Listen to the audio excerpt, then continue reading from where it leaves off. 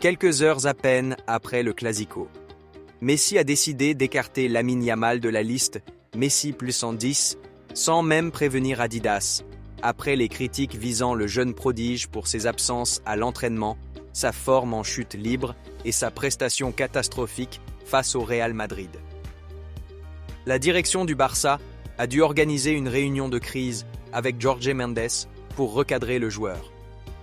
Le nom de Lamine Yamal est une fois de plus sur toutes les lèvres en Espagne. Mais cette fois, ce n'est pas pour son talent, ni pour un dribble inspiré. Depuis la défaite 1-2 contre le Real Madrid le 26 octobre, le jeune prodige du Barça, 17 ans à peine, s'est retrouvé au cœur d'un tumulte mêlant vie privée, images ternies et rupture glaciale avec Lionel Messi lui-même. Tout a commencé 2 jours après le Clasico.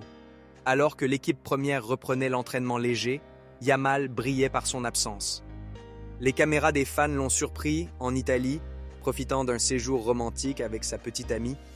Les images ont enflammé les réseaux sociaux, montrant le joueur en plein shopping et dînant dans un restaurant de luxe, au moment même où ses coéquipiers transpirent à la Ciutat Sportiva. Un comportement jugé inacceptable. Les critiques ont fusé, des supporters jusqu'aux anciens du club. Certains ont parlé de symptômes d'un enfant star trop gâté, d'autres d'un danger pour la discipline du vestiaire. Et lorsque l'information est remontée jusqu'à Messi, qui suit de près la nouvelle génération à travers son projet Messi plus 10 en partenariat avec Adidas, la réaction a été immédiate et sans appel. Le nom de Lamine Yamal a été supprimé de la liste. Selon plusieurs sources proches de l'entreprise allemande, Messi aurait personnellement demandé à retirer le joueur de la campagne, estimant qu'il n'incarnait plus les valeurs du projet. Une phrase, surtout, aurait glacé l'équipe marketing. Ce garçon est en train de détruire son propre avenir. La décision a semé la panique. Chez Adidas, on redoutait déjà un scandale public. À Barcelone, la direction a convoqué une réunion d'urgence avec l'agent Jorge Mendes pour réévaluer l'encadrement psychologique et professionnel du joueur. Selon El Nacional, la discussion a été tendue. Mendes aurait reconnu que Yamal avait besoin d'un encadrement plus strict, mais aurait aussi reproché au club de l'avoir trop exposé, trop tôt. Pendant ce temps, dans le vestiaire, les réactions étaient partagées. Certains cadres du Barça, dont Pedri et Gavi, auraient tenté de défendre leurs coéquipiers, évoquant un gamin encore en apprentissage. Mais d'autres, plus discrets, ont estimé que Messi avait raison de tracer une ligne. L'incident n'a pas seulement blessé l'ego du joueur, il a fissuré une image construite depuis 2 ans.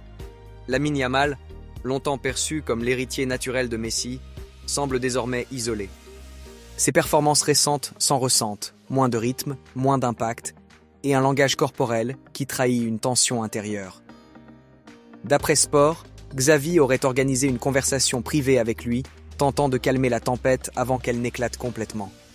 Mais selon un membre du staff, ce n'est plus seulement un problème sportif, c'est une question de maturité.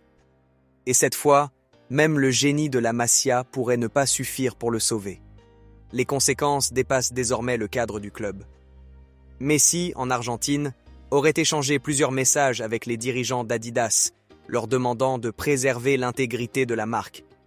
Des captures de ces échanges ont fini par fuiter sur les réseaux, l'une d'elles montrant l'ancien capitaine du Barça écrire « Je ne peux pas associer mon nom à quelqu'un qui ne respecte ni son maillot ni son équipe ».